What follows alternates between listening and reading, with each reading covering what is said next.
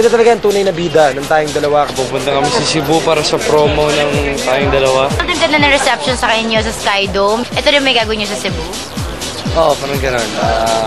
Kaso, ano lang kami, 4 na ata kami ngayon. Pero, gano'n din yung treatment. Kumbaga, kung ano yung ginawa po namin doon, yun din ang gagawin namin. Magte-thank you kami sa mga Cebuanos na sumubaybay ng tayong dalawa. Gagawin namin lahat para mapasaya sila. At dahil nalalapit na ang pagtatapos ng tayong dalawa, hindi namang maiwasang malungkot na mga bida nito. Lalo pa at nalalapit na rin ang last taping day nila. Last taping din namin sa 23rd, so party namin sa 25. Pero kanina, very emotional kasi maraming cast members nag-last day na kanina. We shot a big part of the ending a while ago. I'm really proud with what, kung ano man ang tinaping namin kanina. Talagang proud na proud kami sa produktong ibabahagi namin sa manonood. Nakakalungkot talaga, pero alam mo yun, yung 9 months po kami titaping ng tayong dalawa at naging consistent naman po yung ratings namin, so masaya. Actually, nalulungkot kaming lahat. Parang every eksena namin, konti na lang matatapos na tayo. Kaya, nakakapanibago kasi parang daily routine na namin yung mag-dating, yung magkita-kita. Parang 9 months kaming nagsama. More exciting revelations to come. At sa huling 5 araw ng teleserye, mas tumitindi naman ang mga eksenang dapat abangan. Mga po yan, punong-puno po ng action, drama, lahat-lahat. Kaya dapat, panurin niyo yun. Ako sobrang dami, lalong-lalo na next week. Yung struggle ni Audrey sa pagbubuntis niya. Abangan nila yon dahil... At ang ending namin, napakaganda at pinaghandaan talaga to ng buong staff ng tayong dalawa. Ako talaga fan of Kim and Jerry. Ako rin, Ikaw sobra, din? Tito Boy. I love tayong Off ka, mga dalawa. kaibigan, may nalaman po akong sikreto. Oh my God. Okay. John Lloyd Cruz may nasabi sa pag-private screening ni Rufa Gutierrez ng In My Life. What could it be? Aabangan natin yan, mga kaibigan. At ang mga bidang young stars, ang drama na sina Kim Chiu, Erich Gonzalez at Maha Salvador, nagpapagalingan nga ba? Naku, nakaka-tense ang competition. Ang resulta ng contest sa pagbabalik ng SNN.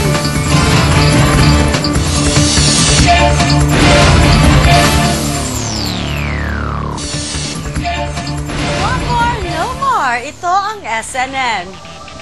We want more from John Lloyd Cruz. Si Lloydie, pinatunayan na naman ang kanyang box office power sa In My Life.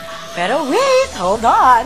Bago siya nakaalis for his international premiere, may masasabi kaya si Lloydie sa pagpa-private screening ni Rufa Gutierrez ng In My Life. Now na.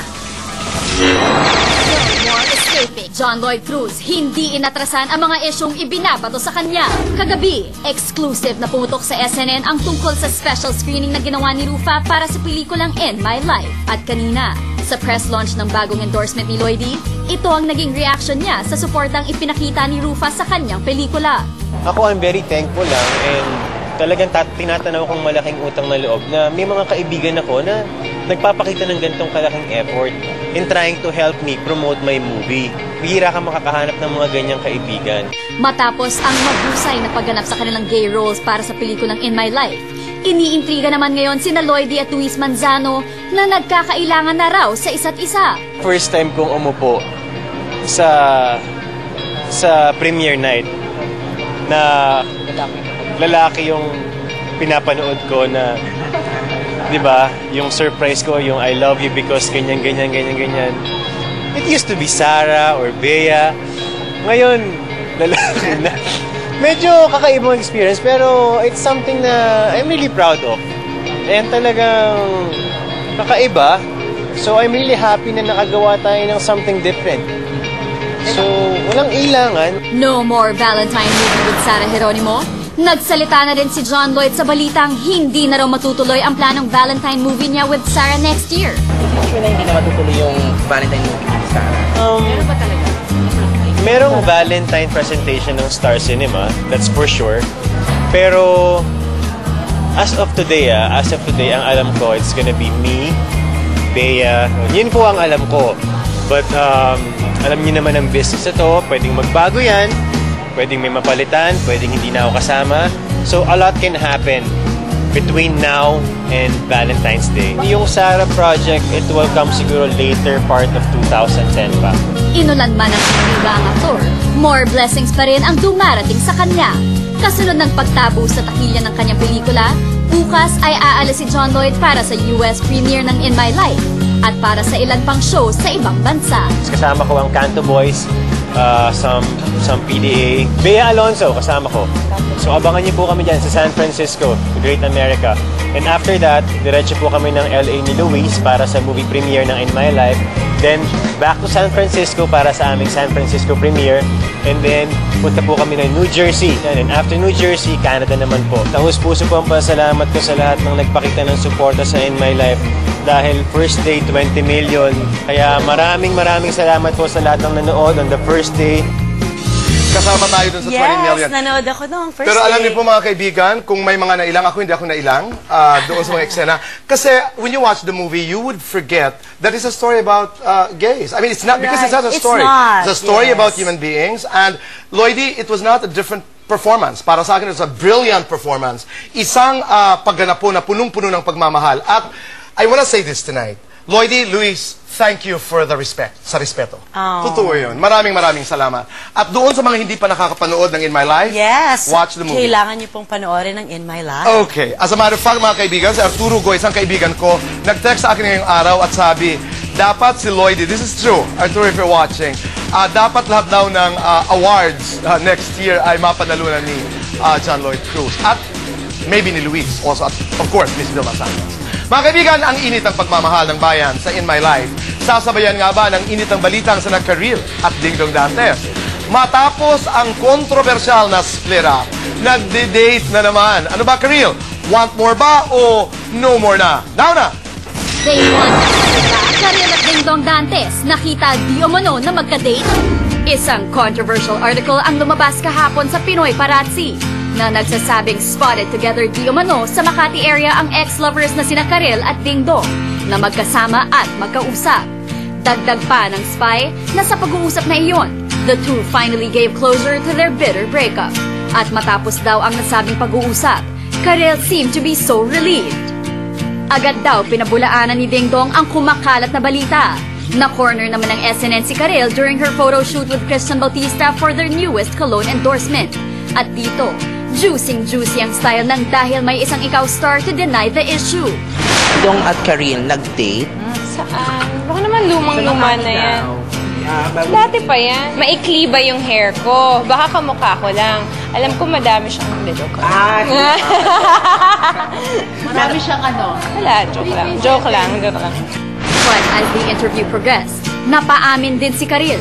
Nakausap ko siya, totoo yun, recently, na siya ang tumawag sa akin. At nung nakausap ko siya ng time na yun, sabi ko, nafe-feel ko na yung peace na okay na ako, finish na lahat. Ayoko na siya makausap, pero kahit ano man mangyari sa buhay niya, labas na ako.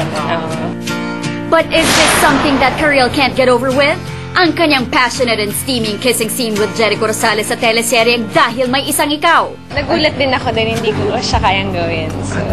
So Nahirapan sila i-convince ka? Oo, napainom ako ng konting champagne. And we really need champagne and have a toast dahil ang kanilang teleserye hitting it right pagdating sa ratings.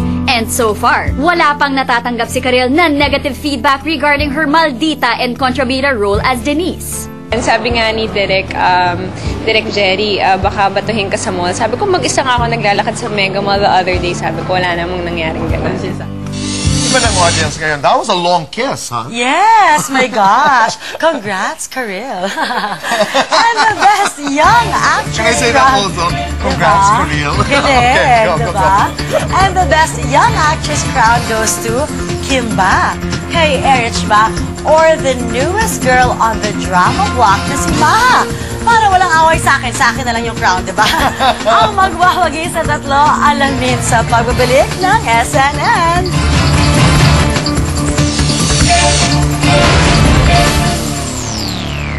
We are family sa Sharon! The family that sings together. There's no need to come on and take the rest of me away. And dances together. boys to girls, tama naman. stays together. This Sunday on Sharon after Rated K. Para kay Jack and Jill, dalawang lalaki dapat ikasa nag-split.